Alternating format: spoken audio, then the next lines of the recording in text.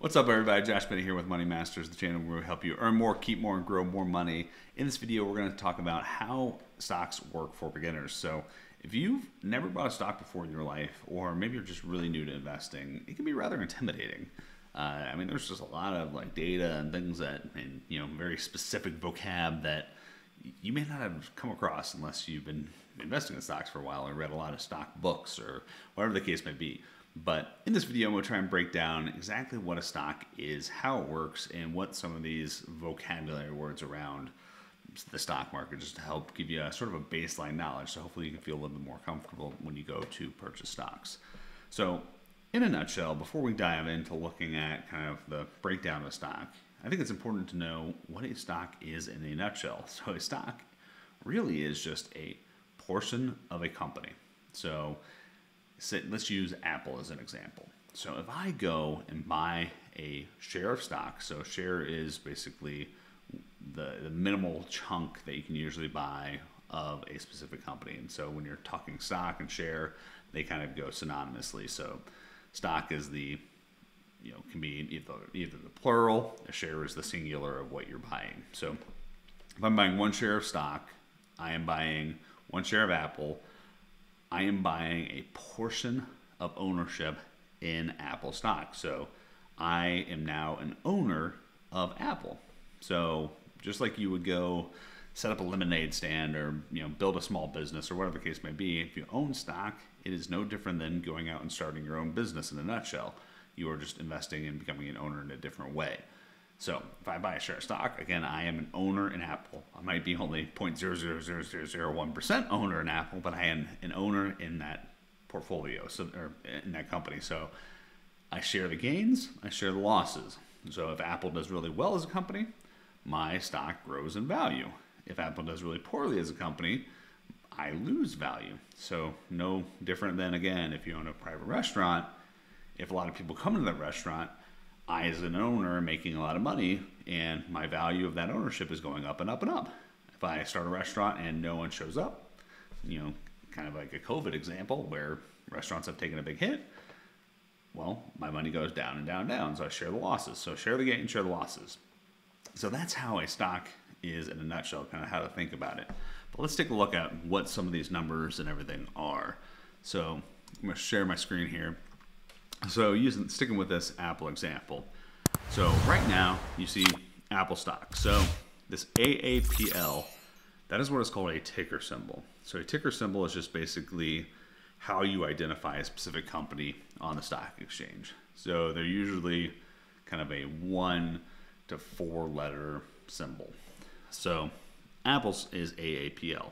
So if you were going to type in a trading software, you would basically type in AAPL, and that represents a share of Apple.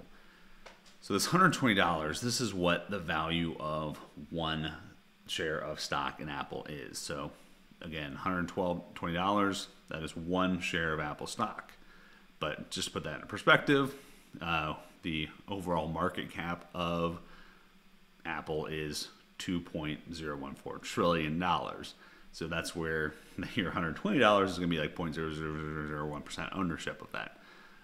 So that is what one share is.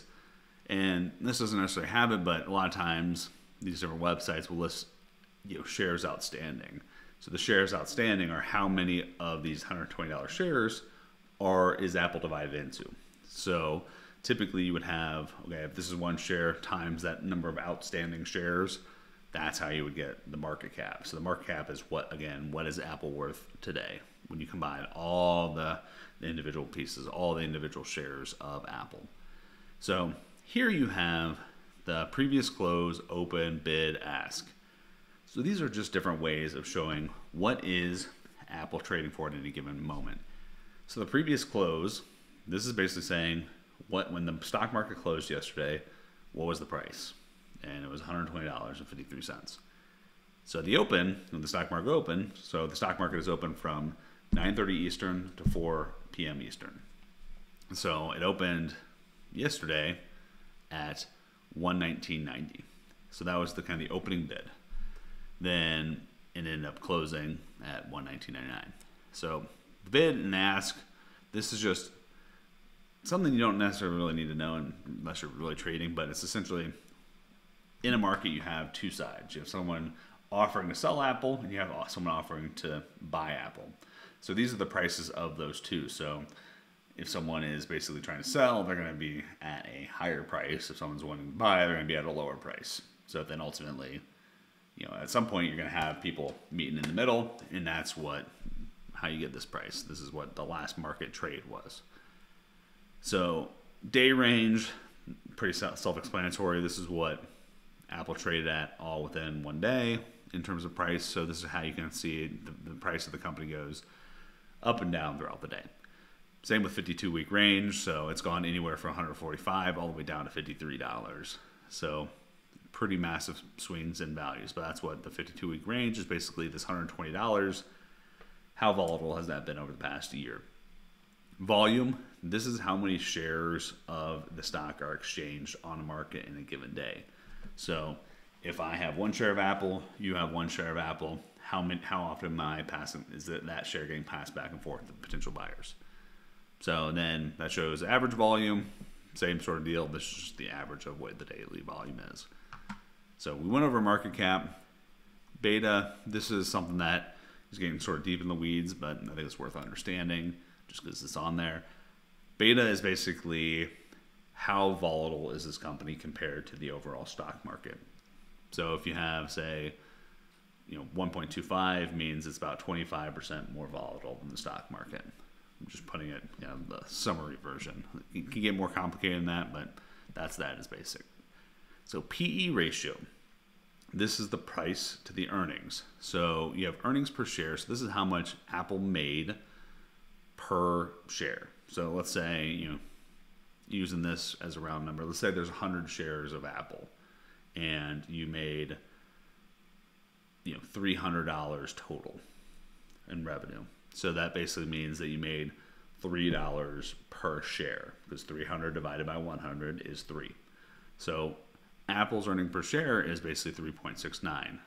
So that's how much money Apple is making per share of outstanding stock that they have. Then the PE ratio is price to earnings. So it's basically what's the price compared to the earnings. So you have 112 basically divided by 3.69. That's how you get the 32.54. So earnings date, this is basically just when Apple announces how they've done for the past quarter. So then you have ex-dividend date.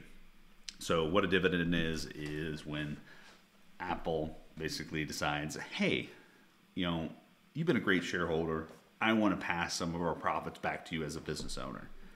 Well, they're going to pass that money to you as a business owner, and that's called a dividend. And when they give that dividend, you get cash, but the stock price drops by the amount of cash that they passed to their owners. The ex-dividend date is basically saying to receive that dividend, that cash payout, you have to be an owner by this date. Excuse me. So you have to be an owner on this date. If you're not an owner on this date, then you don't get a dividend. So that's really all that is. So that's the basic summary, but of what a lot of these numbers and kind of verbiage and stuff mean. But really, it's just a share of stock that you're passing back and forth at a different price throughout the day. So stocks, though, boiled down to just, what's the ownership? So you want to own this company, and you want to share in the gains and losses. So the idea and hope is that this 120 keeps going up or stays the same and you keep getting dividend checks. Either one or a mixture of both. But so how do you actually go buy a stock? So to buy a stock, you would need to open what's called a brokerage account. So a brokerage account is basically similar to a bank account, but just allows you to buy and sell different stocks. So some common brokerage accounts are TD Ameritrade, Charles Schwab, Robinhood, Webull, Merrill Lynch, you name it. But for this purpose, we're just going to show you this on TD Ameritrade. So really all you would do is you just go to open a new account, and you would open an individual account, and then within that account, that's where you have the option to start buying and selling different stocks. And we're going to show this in a completely different video, and how to actually place these different trades. But even if you don't know how to place these trades, each of these institutions will have some sort of walkthrough or demonstration of how to place a stock trade on their particular platform. So anytime you open, like, so for example, a TD Ameritrade account, you can go to their specific branch and you can have them walk you through, or call their phone number, go through the chat and have them walk you through. Plus there's hundreds of videos out there showing you how to place a trade for a specific stock on one of these platforms. But basically, that's how a stock works, and to own them, you just have to have a brokerage account. You can have other things like Roth IRAs, rollover IRAs, traditional IRAs, which are different types of tax advantaged accounts, but for the simplest version, just get started without any tax complications. Opening a brokerage account is going to be the quickest and easiest way to do it.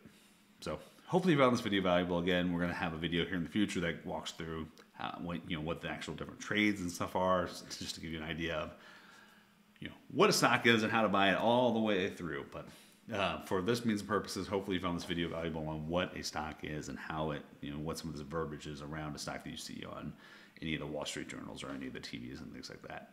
But again, hopefully you found this video valuable. Make sure you like and comment below if you have any questions. But until next time, cheers.